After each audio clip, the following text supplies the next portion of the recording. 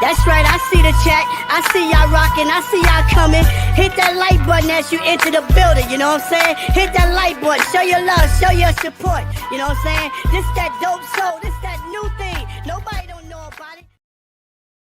Salute, Knick family. Welcome to Lunchtime Live, the Knicks recap and reaction show. I'm your host, Stephanie, a.k.a. Queen, joined by my host, Jeff Klafter of the Happily Ever Klafter Daily Sports Blog, as well as resident panelist on the weekly show.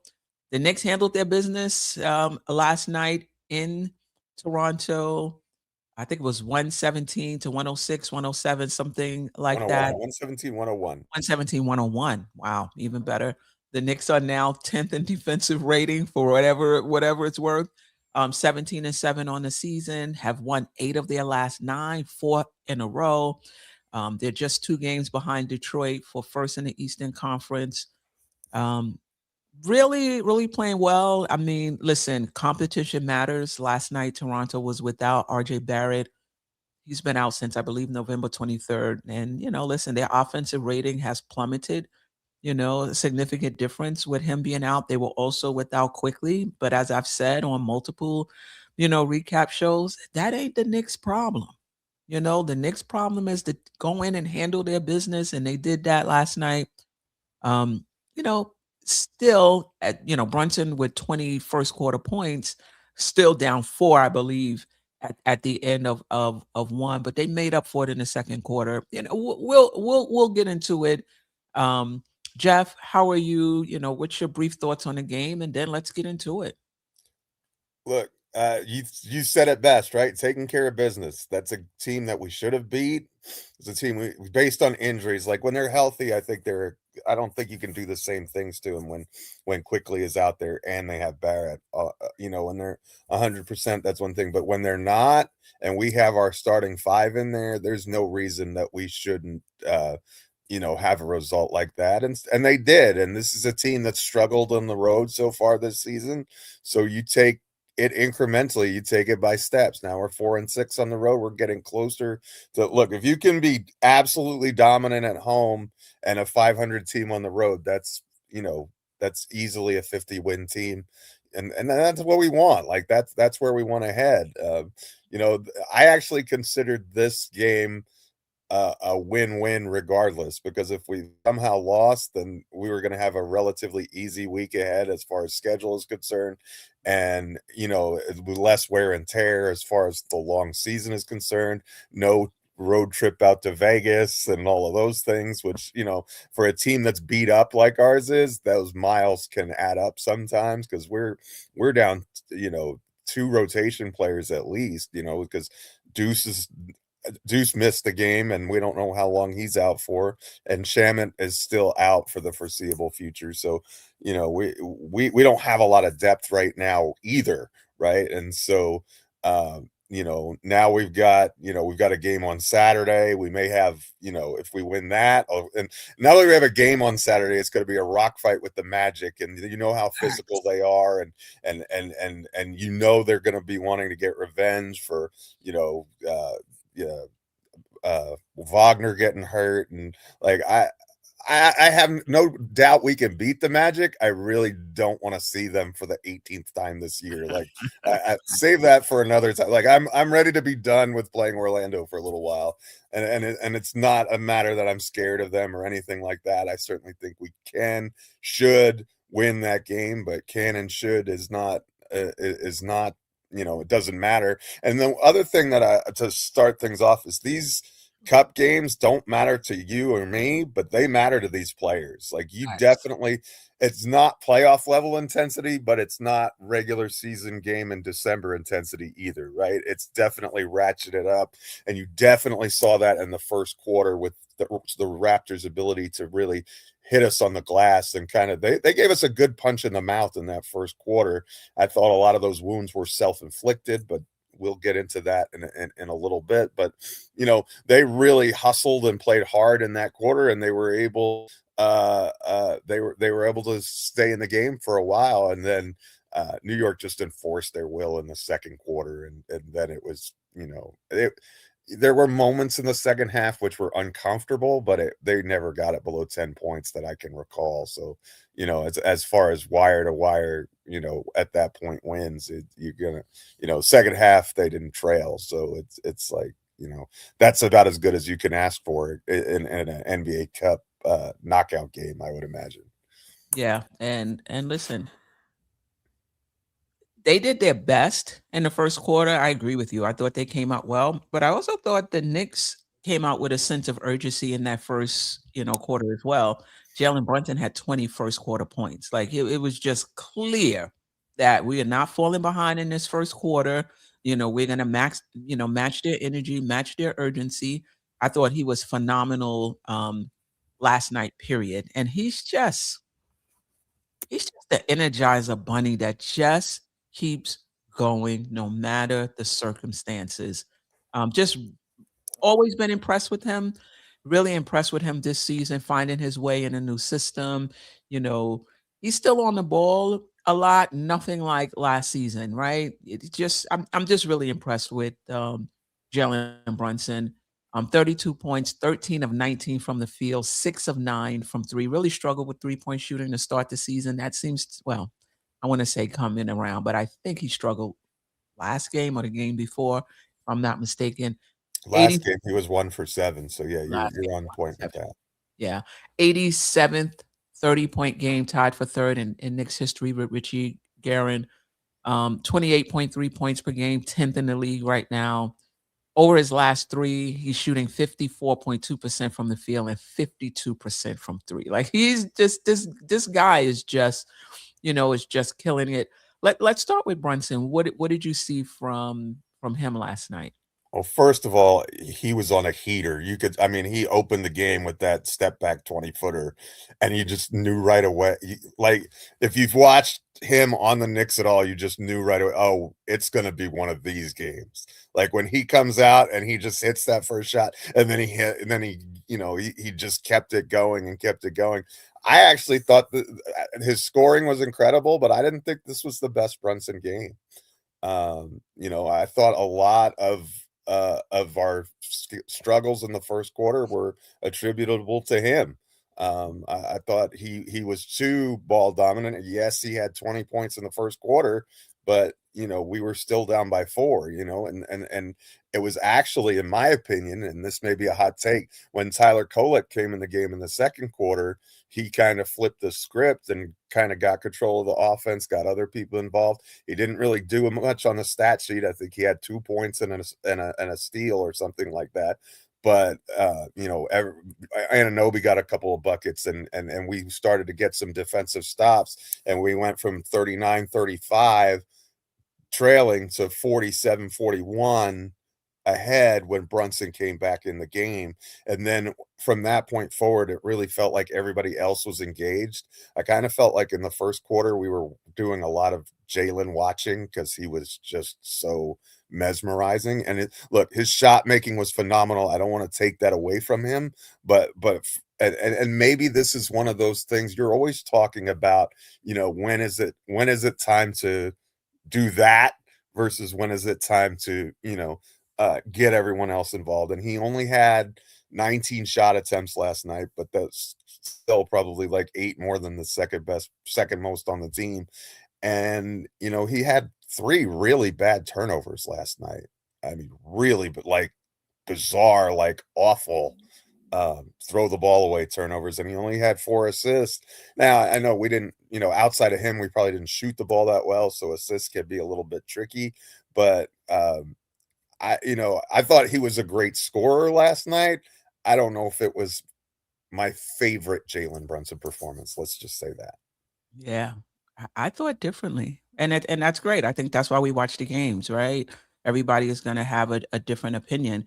It's not Brunson's fault they scored 39 points. All right, you know what I mean? Like Oh, they kind of is a little bit. He's had something to do with right, it. but right. I mean, he's not the greatest defensive player, but it's not on him, to hold them down. Like as a team, we weren't great, defensively in that first quarter.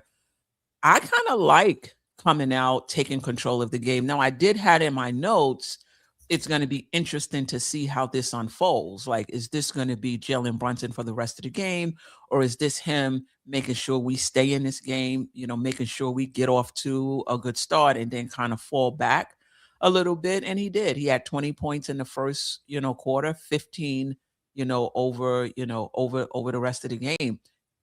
I'm okay with him picking and choosing his spots, in terms of when he wants to take over the game, as long as he's hitting.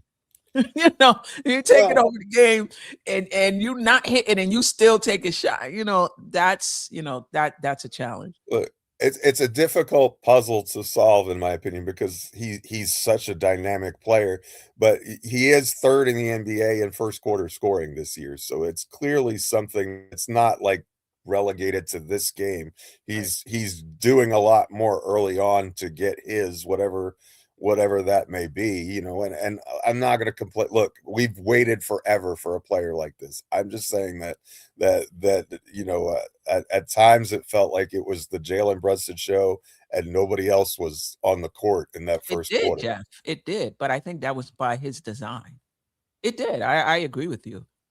But again, that wasn't the entire game, you know?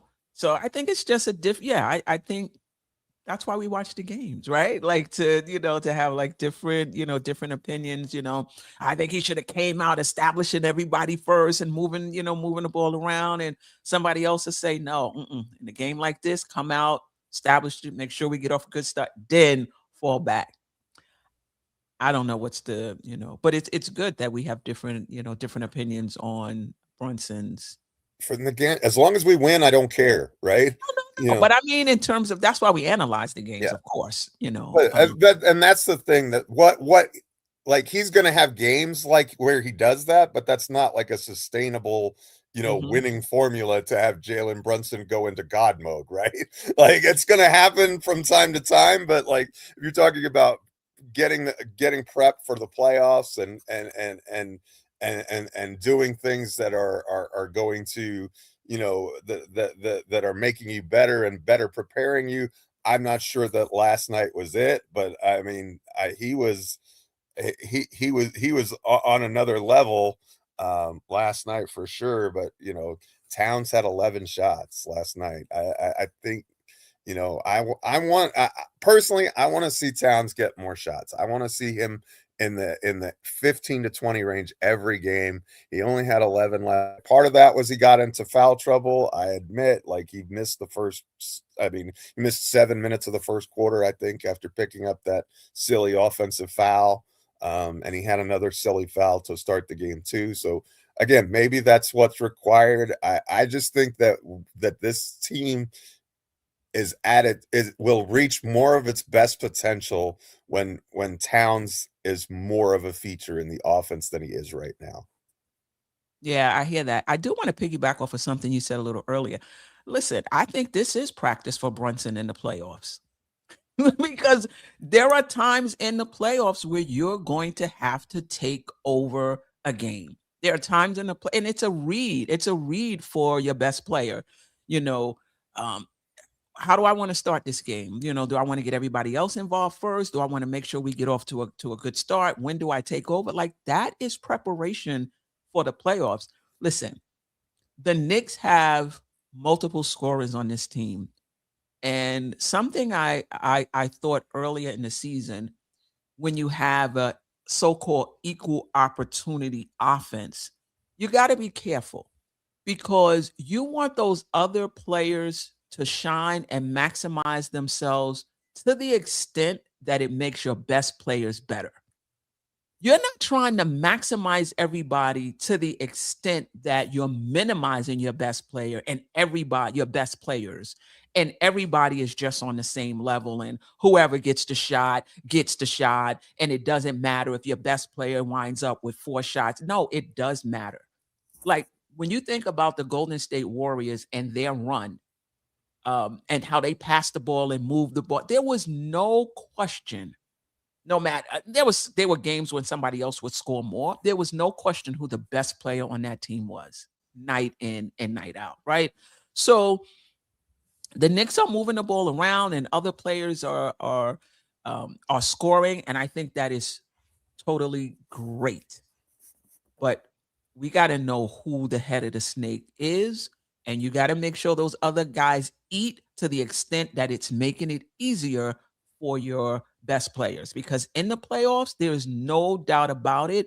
These other players can be taken out of a game by defense and schemes and whatever. Jalen Brunson cannot, and that includes Cat, who I consider the second best player on this team. I know Sherwin disagrees, and he says it's OG, and others may disagree.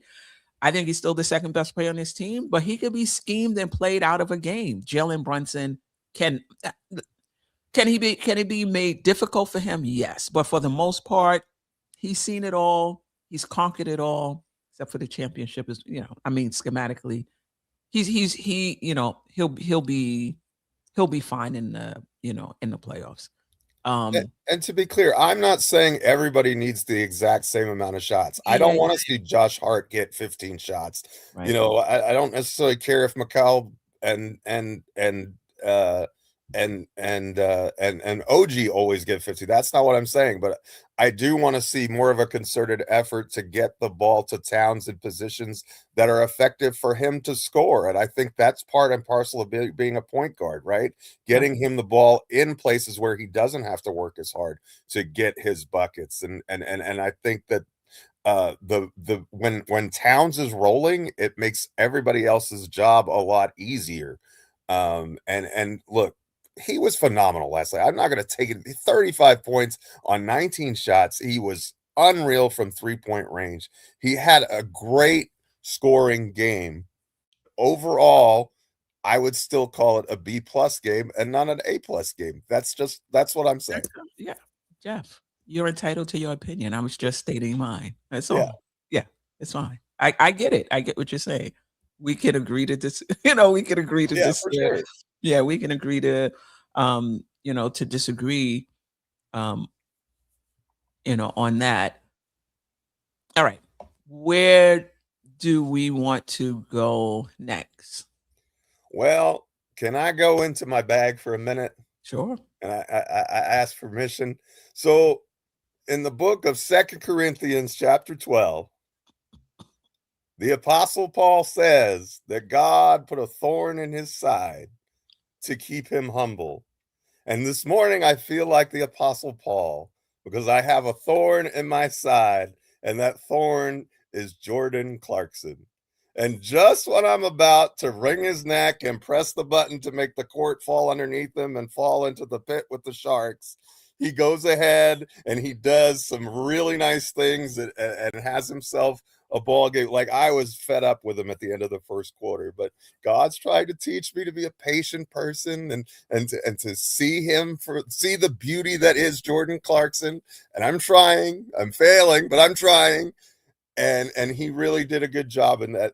After that initial stretch, I thought he was bad. He missed the 2 free throws. He had a turnover. He had all this stuff, and so but he's very frustrating to me. He hasn't hit a 3-point shot in a month of Sundays, but I thought he was an important part to the win last night. I thought he was able to get into the paint at key moments in the game and make some really nice mid-range tough shots with the shot clock dwindling. And I, night when we didn't, when you don't have Shamet and you don't have McBride, you need minutes from somebody off that bench. And I thought that that Clarkson was really good despite being the thorn in my side. Yeah, 12 points, 50% from the field, 26 minutes last night. I think there was questions, when Ajay and I did the stats and storyline show, where would Bridges minutes go, McBride minutes go? Would it be increased minutes for Clarkson and Kolig? Would it be increased minutes for the starters? And at least for last night, Clarkson got more of those minutes. Yeah, I'm good with Clarkson. I'm good with Clarkson. He only took 1 3-pointer last night and missed it. Went to the line 4 times, hit 2 of them, took 10 shots, made 5 of them. 3 rebounds, only 1 turnover. He was plus 10. last night. For those who, where plus minus is, where you care about um, plus minus, you know, I thought he was okay. Um, the Knicks, we didn't even talk. Well, we did talk about they advanced to the semifinals in the NBA Cup, first time in 3 tries. Right, we lost in the quarterfinals to the Bucks the first time, lost to Atlanta last year in the quarterfinals. This year we beat, Toronto. We're on to play um, Orlando. I think the defense has been looking good the past 2 games. You know, Context matters. You can say that, listen, it's easier to close out and play good defense against a team that's missing 2 of their top, 4 options. You're not gonna pay if you miss a rotation as much. You could say that really Brandon Ingram seemed to be getting whatever, whatever he wanted.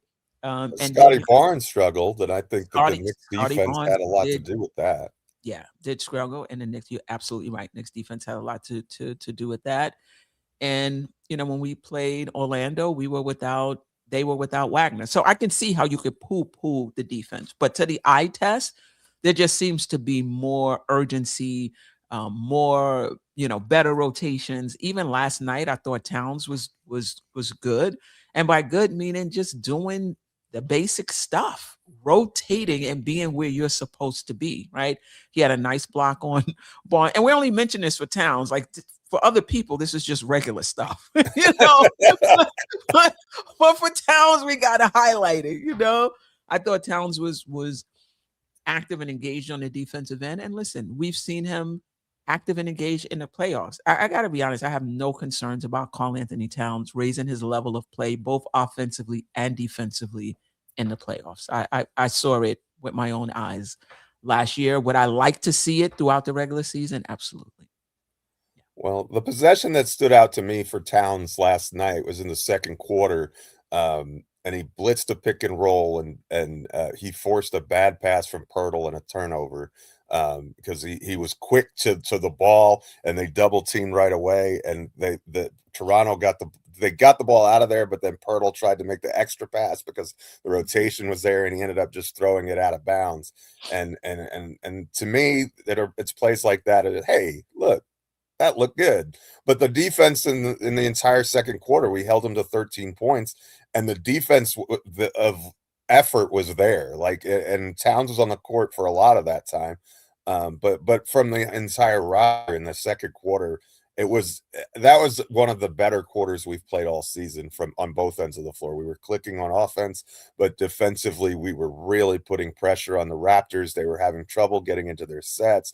We were forcing turnovers. It was the OG Anunoby effect, and Bridges was kind of part and parcel of that. I think Bridges had another 3 stock game again last night. We're gonna have to call him the stockbroker if he keeps doing this. He's really been good as far as that's concerned. But I mean, the rest of the game, it was kind of mid, I would say, defensively. But in that second quarter, it was locked down, and then they did enough the rest of the game to keep him at an arm's length. It's like when you got your little brother and you just hold him at the away so he can't punch you, and that's what we did. And that's what you want to do. Look, good win, and I thought that, I think the defense is coming along. I don't think it's going to be elite, but I thought they did a good job last night. Because you can only guard the people who are in front of you, right? Absolutely. You can't. If IQ's not on the court, what are you? Right. Right. What are you going to do? Exactly. And listen, sometimes when those guys are out, how many times have we seen other players on the team step up? I just thought the Knicks handled their business defensively. Towns had a double-double through 3 quarters, ended up 14 points, 16 rebounds, plus 21. Josh Hart continues to shoot He was on a well. heater. He hit 6 for his first 6, and we needed in the third quarter. It was the Josh Hart show for about 3 minute stretch there. He just absolutely took over the game and kept kept the Raptors from coming back. And then he finally missed a 3, I think, for his first miss of the game. But yeah, he's shooting phenomenally. He was really good last night. Josh Hart was. Yes, 8 of 11 overall, 4 of 7 from from 3 last night. And just hitting, the open shots and also being smart. I believe it was the first play of the game. Portal was on him. I don't know if that was by design. I don't know if that was, they just got, mismatched. And he just went and set a screen for Brunson. Now Brunson is on Portal. Like, that's what you do. They want to put your center on him. You just screen for Brunson.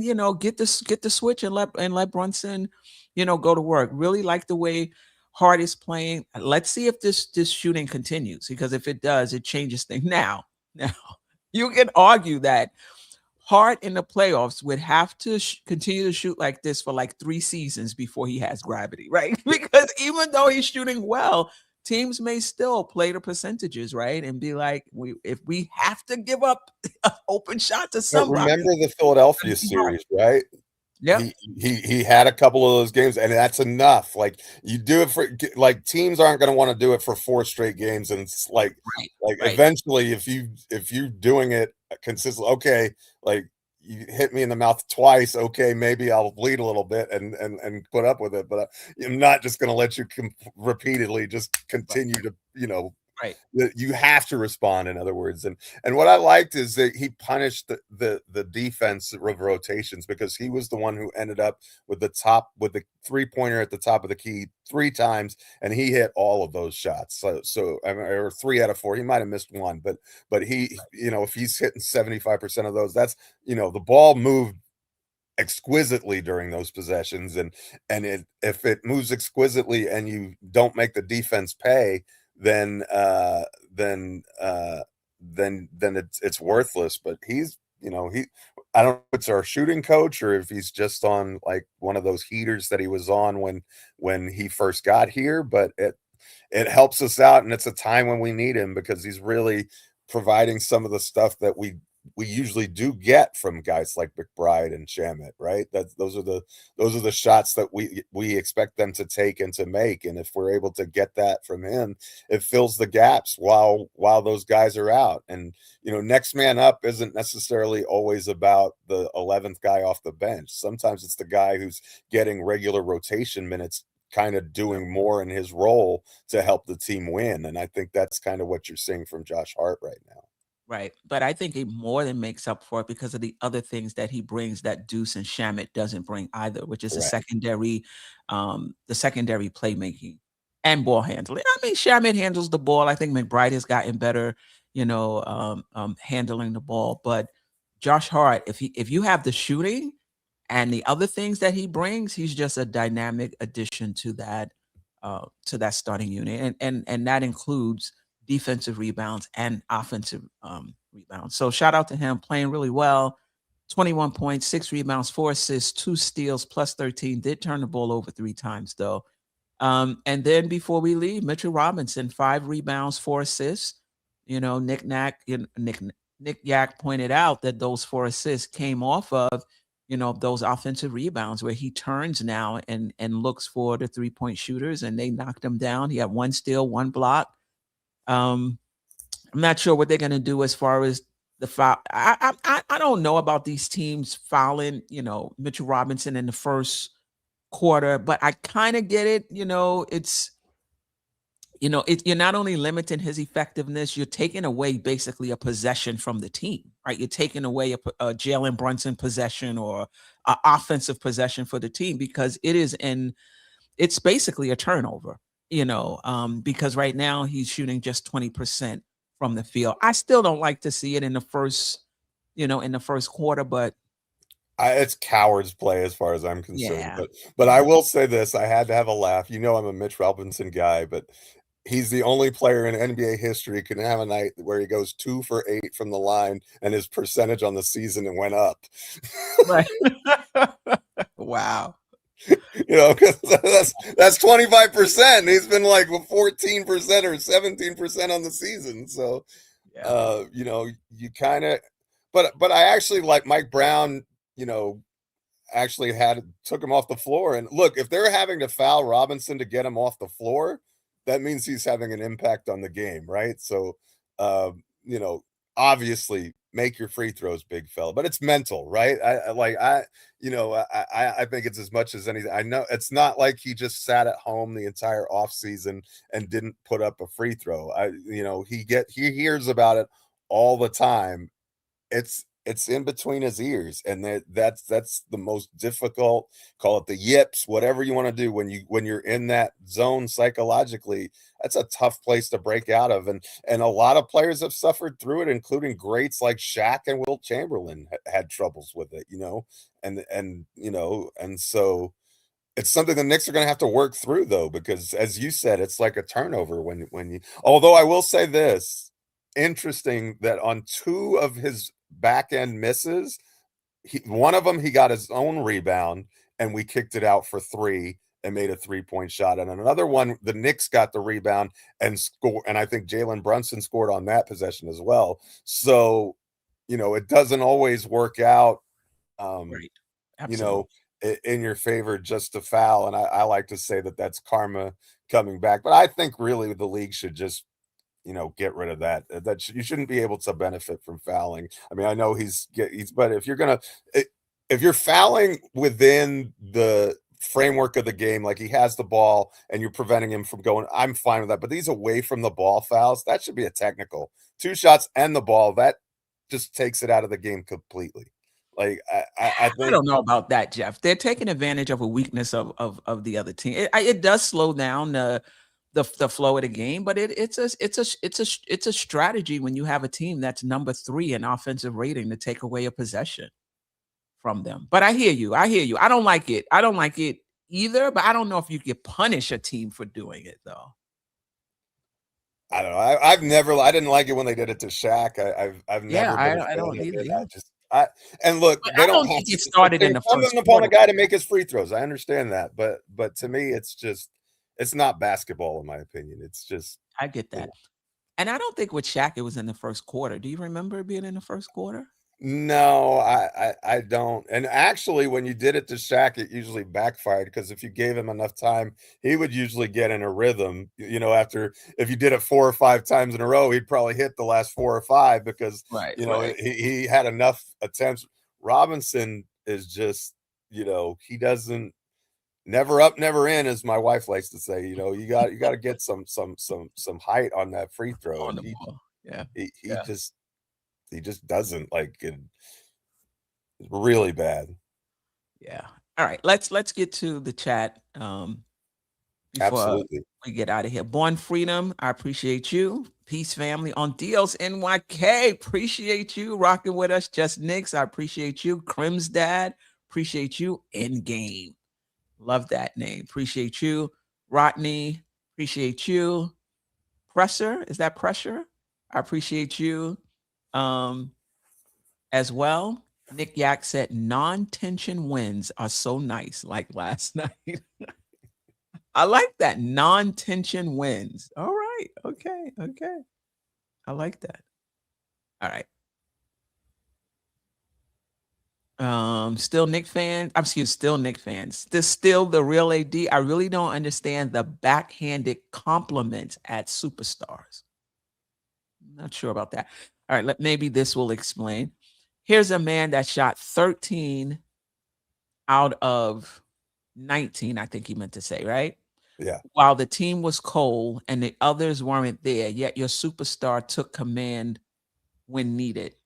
I mean, I thought he took command from the gate. I'm not sure it was that others weren't responding, and so he had to step up. I think he took command from the gate, and I think it's just difference of opinion. Like some, listen, come in, let everybody else rock. You can get yours anytime, get everybody else in the rhythm, then take over.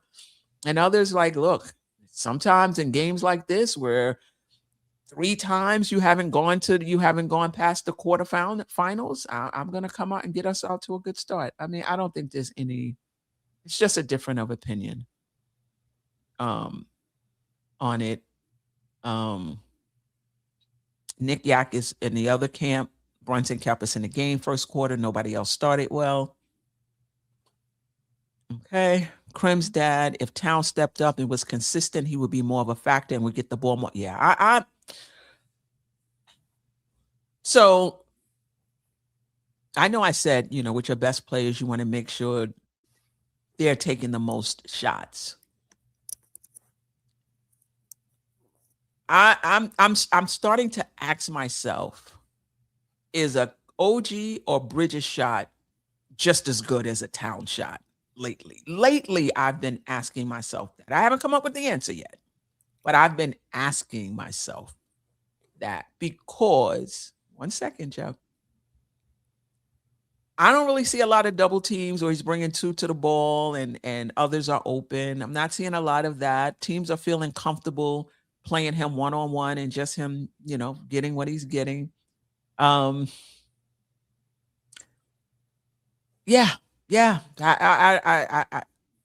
I'm not. I'm going back and forth with that.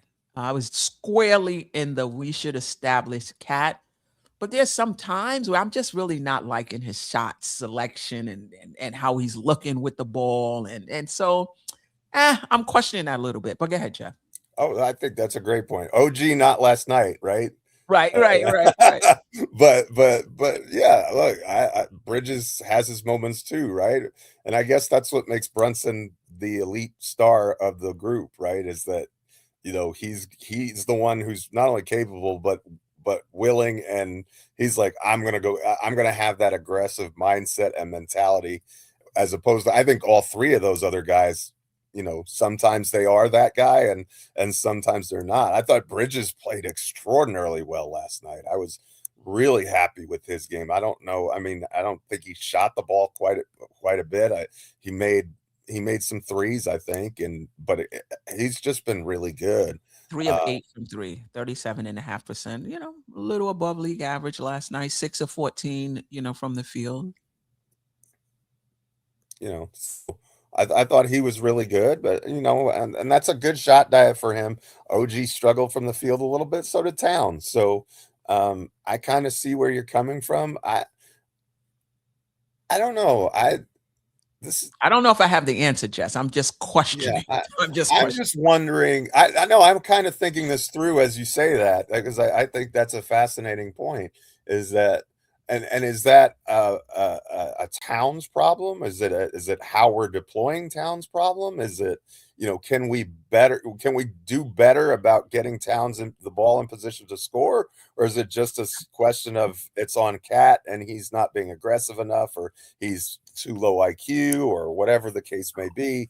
I don't necessarily think it's those things. So I think that if we're if we're smarter about our utilization of Towns, I think that we can squeeze more juice from the orange, so to speak.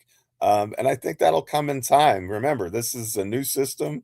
It's what, 24 games now, and so maybe this is just kind of the expected, what I mean, growing pains or whatever you want to call it with it. But it is as you said earlier, it's an elite offense with what's going on last night. And, hey, hats off to Brunson, man. That guy is like a 30-point scoring machine. Like, as the tying Richie Guerin third all time. That's phenomenal stuff. And the other record last night that I got to go back to my guy Jordan Clarkson, who passed Manu Ginobili on the bench scoring list last night, if I'm not mistaken. Wow.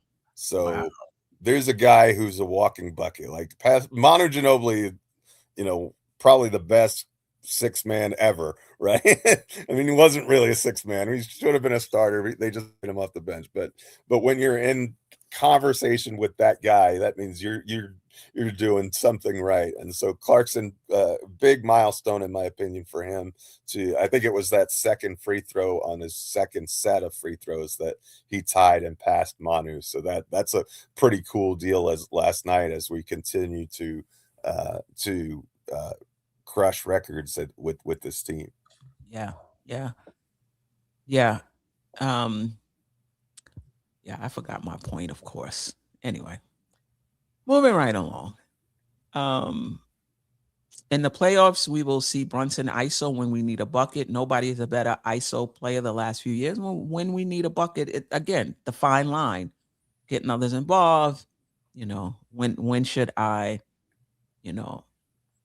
force it is not. When should I take over? Yeah. Shout out to Latoria B. I appreciate you. Somebody thinks you're the lead of socialism basketball, Geoff. That's an insult. That hurts my feelings. I'm very anti-socialism, so I don't. Basketball, That's socialism not what I'm saying. basketball. In basketball or anywhere else. Right. Crim's dad, when Cat drives, I hold my breath and close my eyes. Yo, he had a dunk last night. Man, this guy is so talented offensively. Yeah.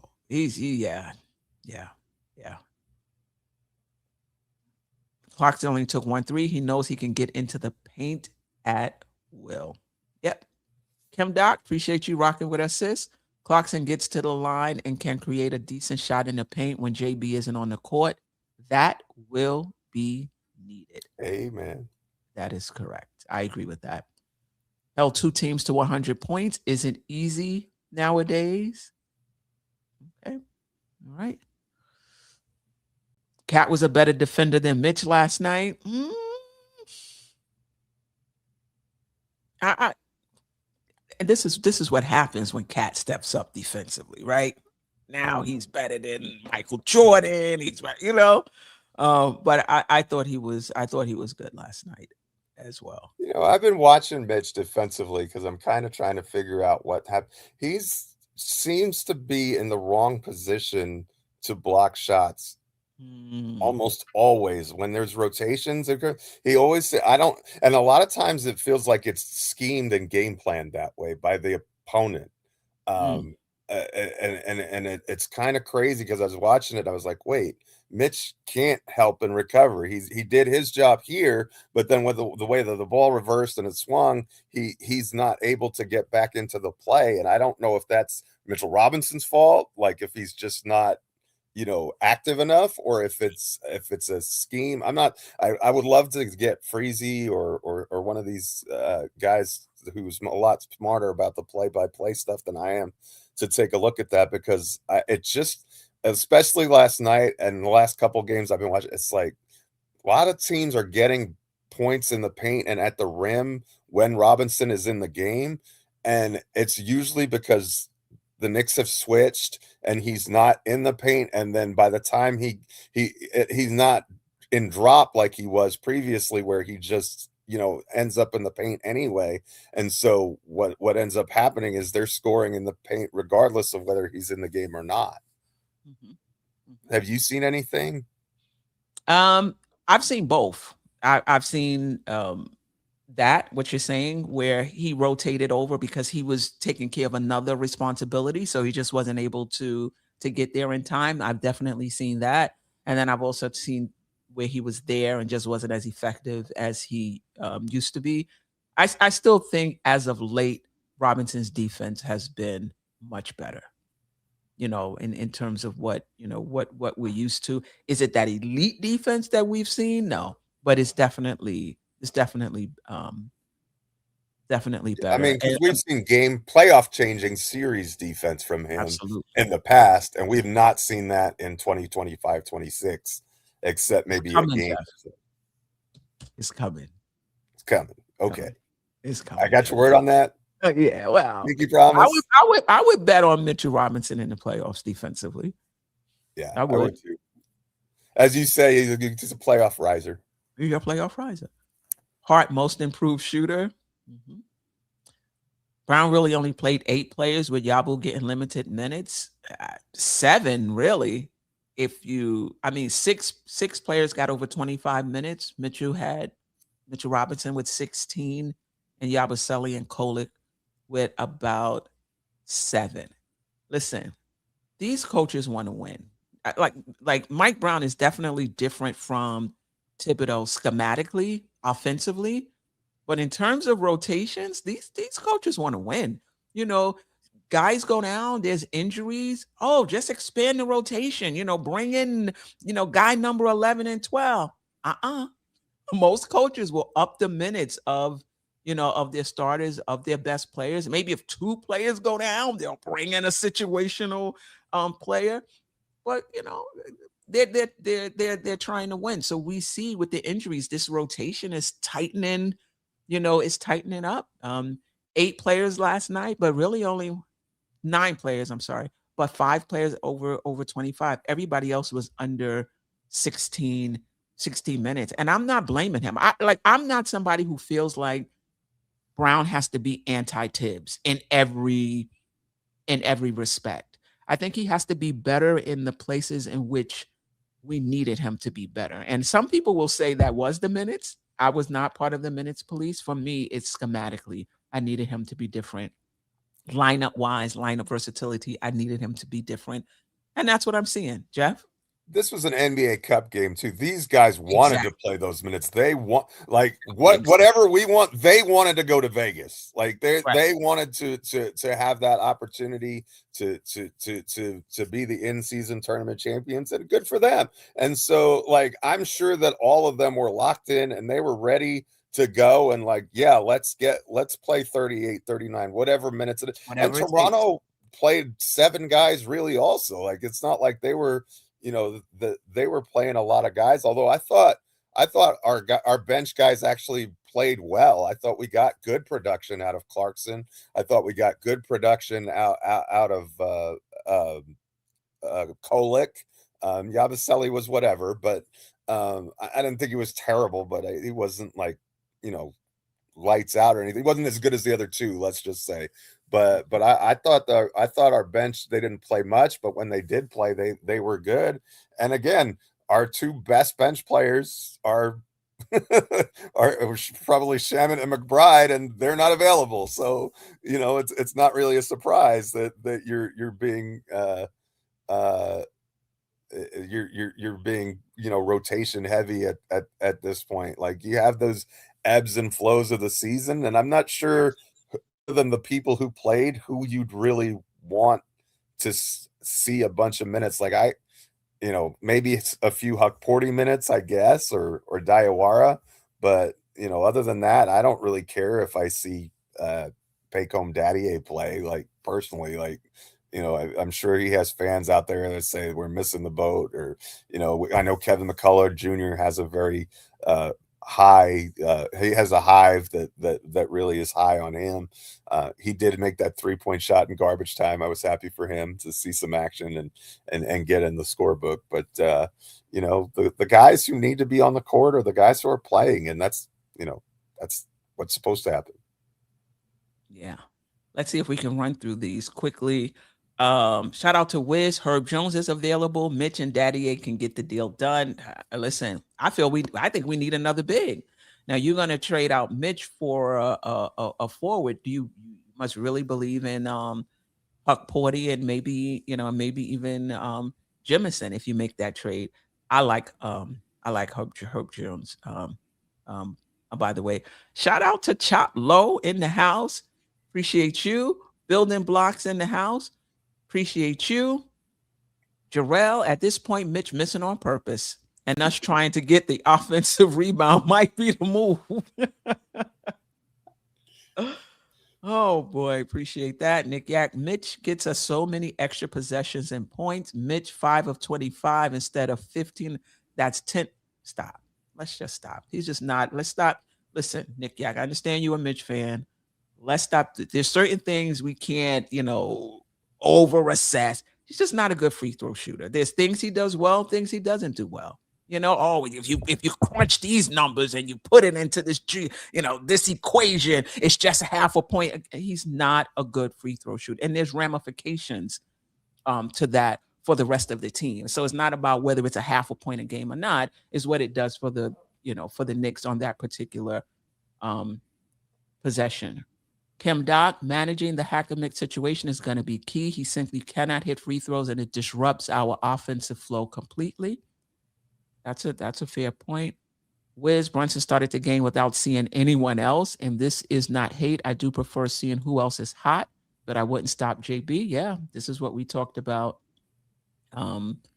as well. Parrish Duggar, appreciate you. It's been a minute, Parrish. I think this team is continuous tutoring of Cat to play smart on both ends and with intensity. Price Props to Mike Brown for stopping all the ref complaints. Okay. All right. Crim's dad, Brunson, reminded me of Jordan last night on offense. It was awesome. Okay. Okay. All right. All right. Let's see if we have some others in here. Wiz thinks Mitch is a liability in the playoffs with his foul shooting on an expiring contract. So him and Daddy A for Herb Jones would promote Jemison. I don't know about Dink Pate. Get Huck Porty activated to make the queen happy. I'm a huge fan of Herb Jones. I really am. But we got to just think about the ramifications of trading Mitch. BS 10258. Mitch defense is needed in April. That's a fact. Hopefully in June too. Right. Precious would have been a better piece for this team than Yabusele, but couldn't afford to re-sign him. Do you think it was a money issue with Precious? We couldn't afford to re-sign him without going over the apron, maybe. But okay. Well, I'm not even sure if that's true either, because if we didn't use, we technically probably could have used the contract that we used on Yabu to re-sign Precious, I suppose. So I'm not real sure.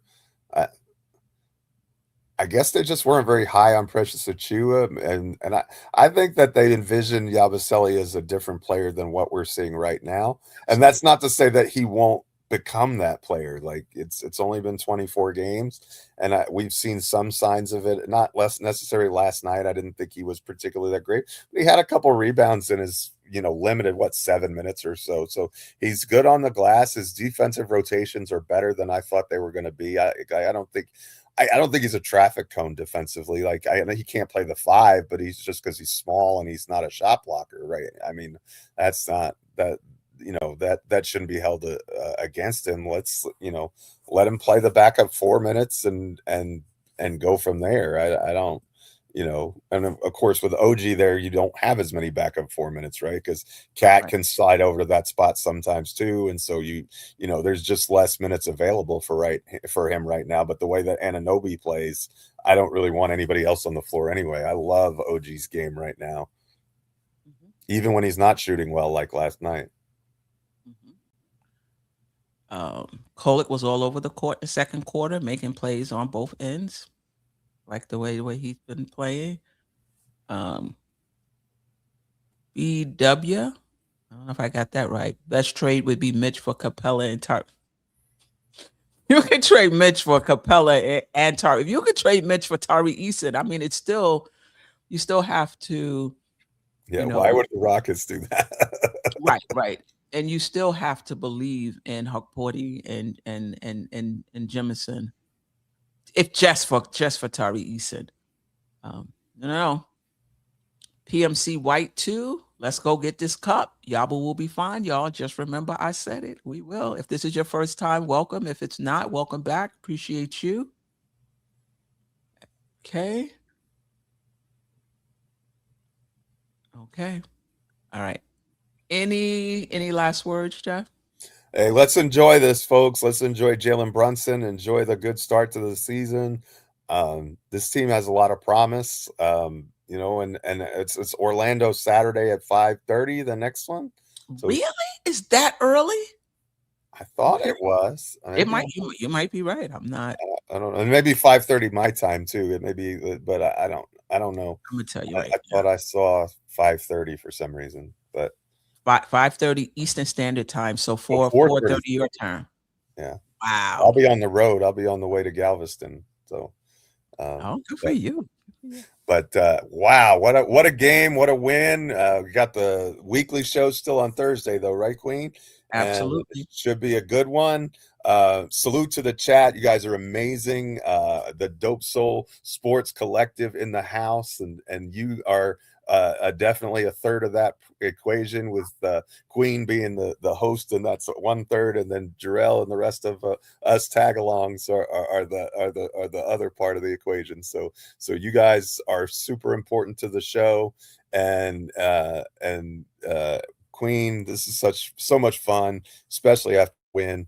And I thought the Knicks did a great job last night. Kudos to them. I'm really nitpicking on the Brunson stuff. It's not like a major. You're entitled to your opinion. You thought he was a ball hog and he was greedy. ain't nothing wrong with it, Jeff. Ain't nothing wrong with it. That's why we do these shows. Jeff want all the smoke. He not backtracking. He want to see Brunson play a different way. Nothing wrong with that, Jeff. Nothing.